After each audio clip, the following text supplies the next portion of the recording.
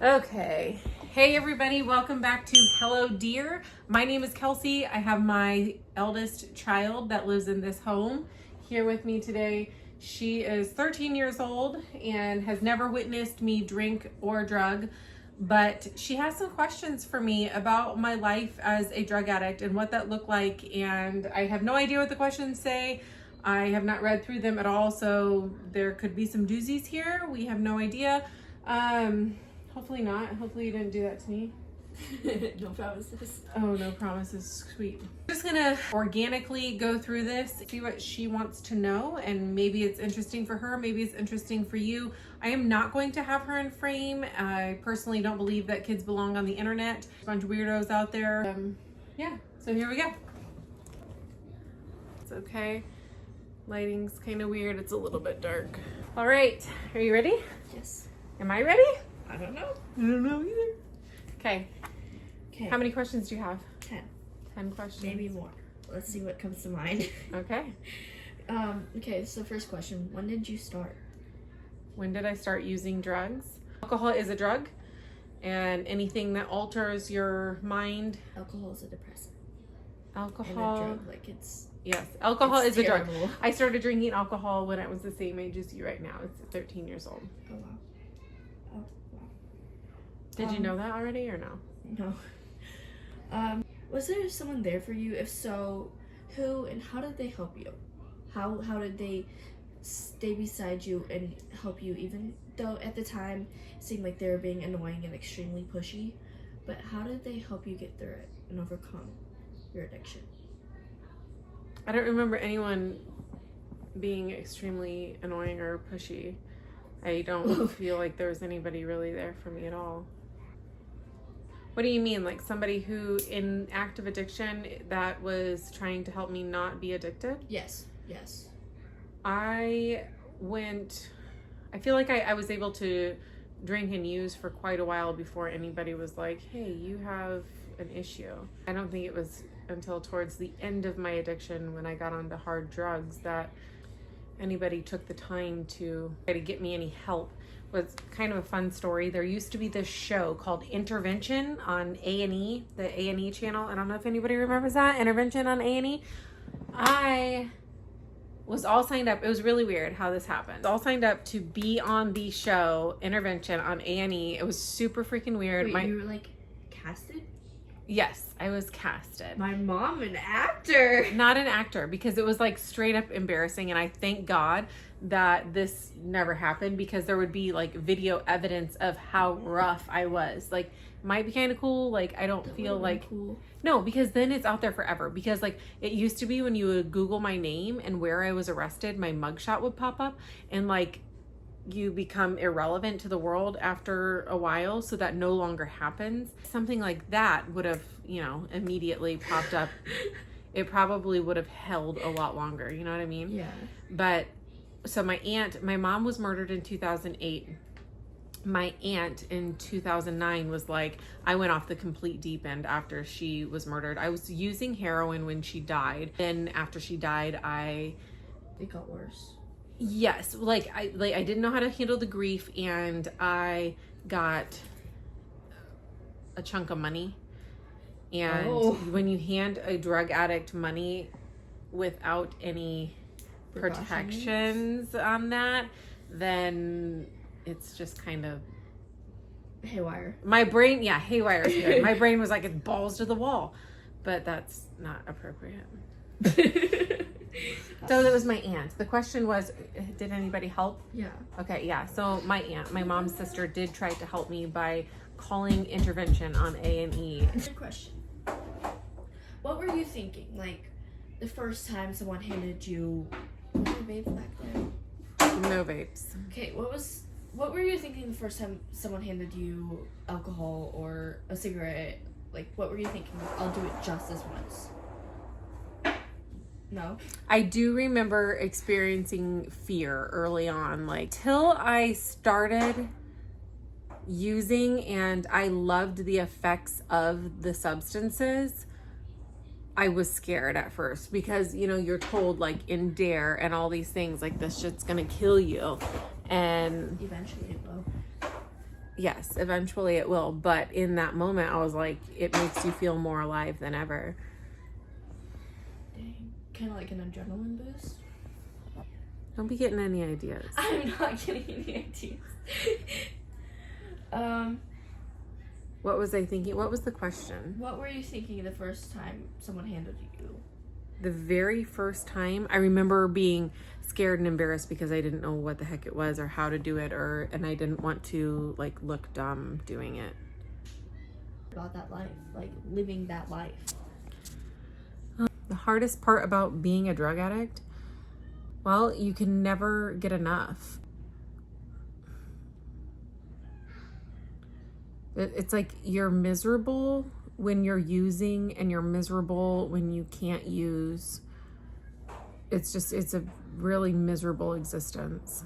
You're stuck in a cycle. Yeah, it's impossible to make yourself happy. Like what you want so badly is also killing you.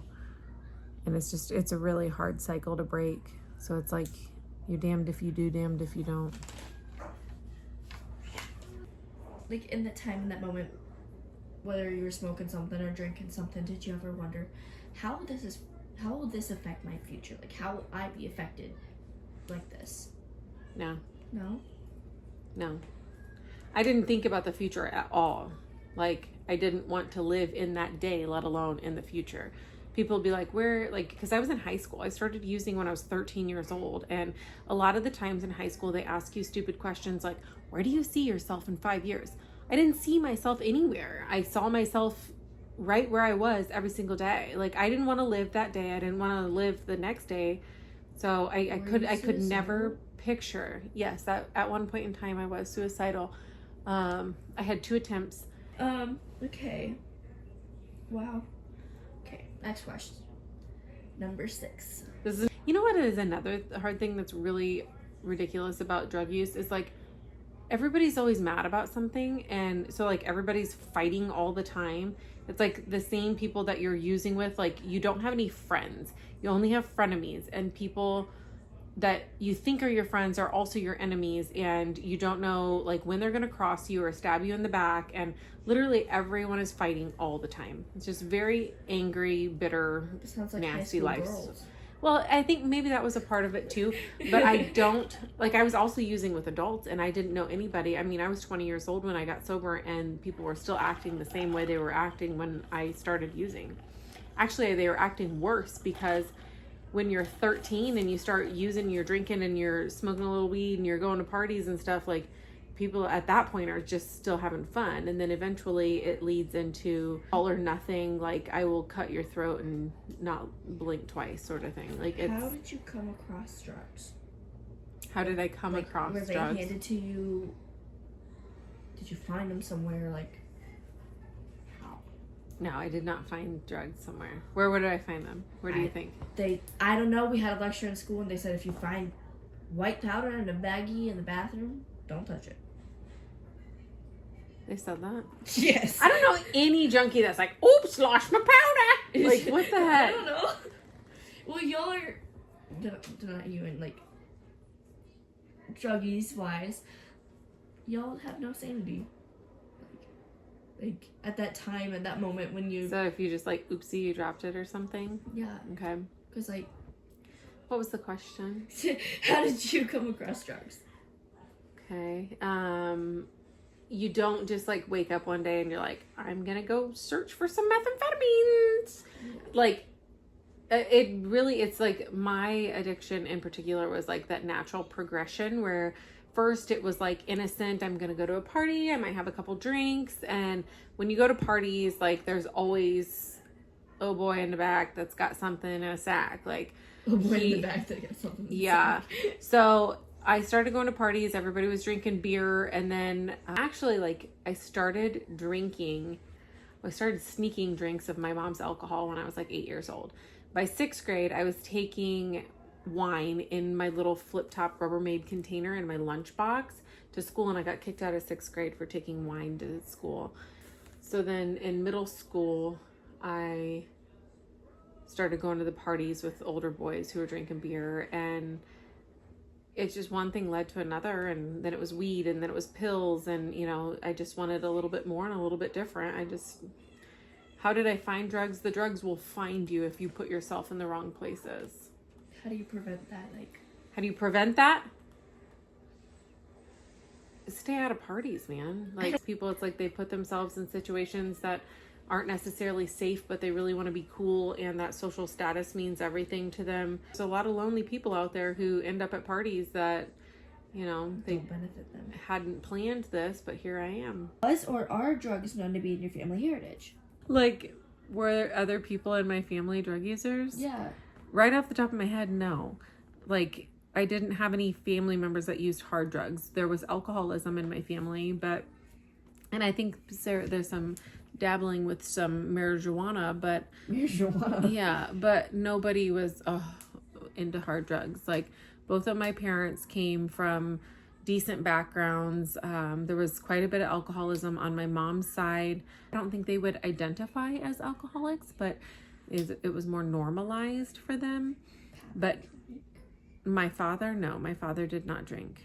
My father's side of the family, nobody drank, nobody drugged, nobody smoked, nothing. So no, I did not come from a long line of drug addicts. What was one of your biggest mistakes while you were addicted, besides from being addicted? Just newly sober. Biggest mistakes? Are you asking about my criminal history? I forgot you had one. No, I do not wish to divulge my criminal record on the internet. And no, I'm not talking about your criminal history. You make a lot of mistakes when you're high on drugs. In early recovery? Yes. Early recovery, that's a good way to word it. In early recovery, did I have a big mistake that I made? I wanted to stay in contact with my friends, and I thought that I could pull them all into recovery with me, and unfortunately, if you don't save yourself first, it's like the kid on the airplane, they always instruct you to put on your oxygen mask first. And I got into rehab and tried to reach out and contact everybody that I used to know, and that was not the time for that. And unfortunately, still to this day, most of those people, I haven't had contact with them for years. But living in the same community that I used to get high in, you do see some of those people, or you see their name come across the local news, or you see them at the grocery. And most the people that I knew back then, nobody's sober today, which is really sad to think about, because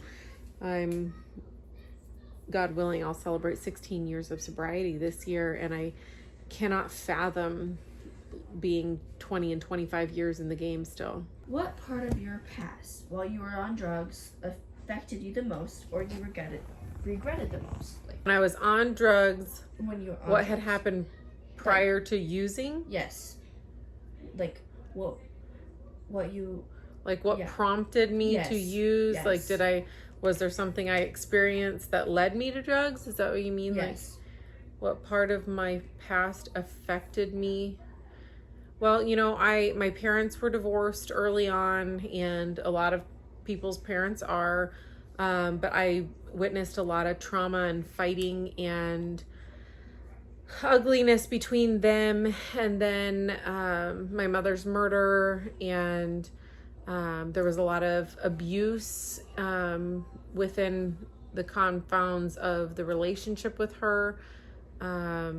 Ultimately, the abandonment, lack of discipline, lack of structure. What kept me using was the pain of being abandoned and the guilt of the fact, it's this weird thing. When you start using, I personally felt so much guilt about what I was doing, and I could see that I was hurting my dad, and it just pushed me to keep using, because you want to get that shit out of your head. I want you to take a second and think on this question. Okay.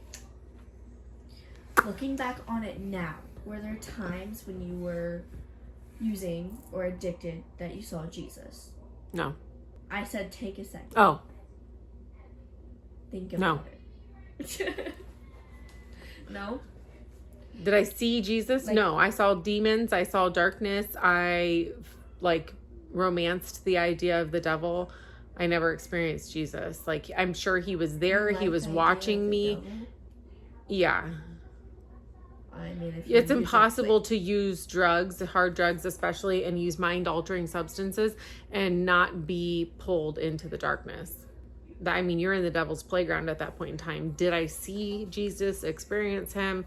No. I did at one point in time use with a dude who knew God, and he would say all kinds of weird stuff about experiencing God or whatever, and I was like, this dude's a freaking weirdo. And no, I didn't have any concept of God, and I didn't have any exposure to God until after I went to jail. yes, and that is one of my favorite stories about like your recovery.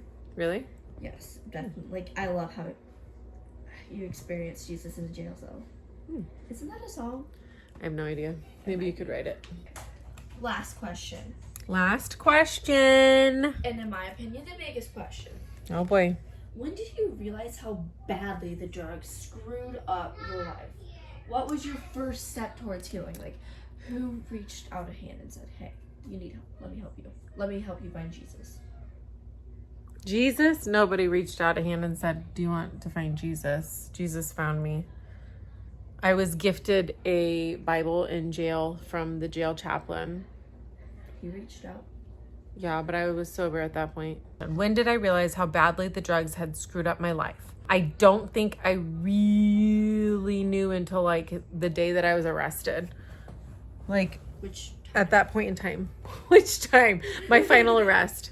The arrest that got me sober. Like, at that point in time, I was like, all right, if there's something out there, come and get me. And then the SWAT team beat down the door. Yeah. Maybe that was a Jesus moment. Yeah, for sure. Looking back, it definitely was.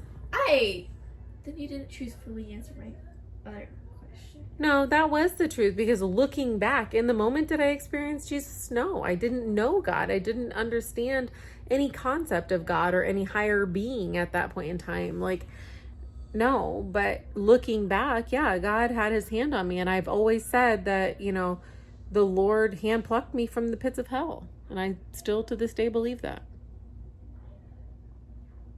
Beautiful. Okay. What was your first step towards healing? My first step towards healing?